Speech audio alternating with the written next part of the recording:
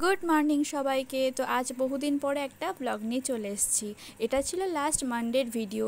তো সকাল থেকেই ব্লগটা শুরু করছি। আর সেদিন সত্যি আমার ঘুম থেকে উঠতে একটু লেট হয়ে গেছিলো।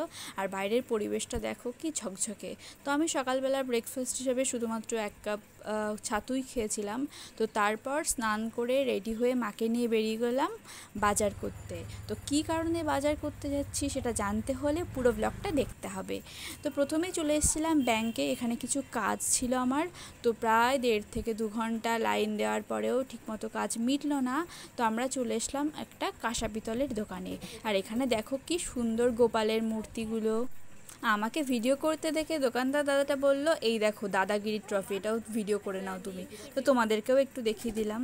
এরপর দেখাই কী কারণে আসলে এসেছিলাম এই দোকানে। এই যে এখানে একটা কাঁসার থালা বাটি সেট, এগুলো কেনার জন্য এসেছিলাম। তো এই যে আমরা পছন্দ করে নিচ্ছিলাম। এই যে এই 5টা বাটি, কাঁসার চামচ আর এই স্টিলের থালাটা নিয়েছিল মা। তো তারপর আমরা এই দোকান থেকে বিলিং করিয়ে বেরিয়ে গেলাম একটা জামা কাপড়ের দোকানে। তো এখানে এসে কিছু শাড়ি দেখছিলাম, শাড়ি নেওয়ার ছিল।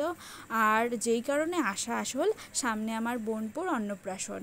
তো তার জন্য পাঞ্জাবি দেখছিলাম আমরা, তার জন্যই কাঁসা পেতলের থালাগুলো কেনা।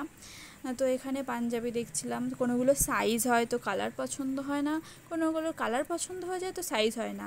যাই হোক 2-3 দোকান ঘুরে ফিরে আমরা এই পাঞ্জাবিটা নিলাম। তো এরপর একটা দিদির জন্য লাল সাদা শাড়ি নেওয়ার ছিল।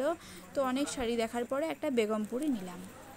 তো আবার আমরা ফিরে ব্যাংকে আসলাম, যা কাজ ছিল সেটা মিটিয়ে বাইরে বেরিয়ে পড়লাম।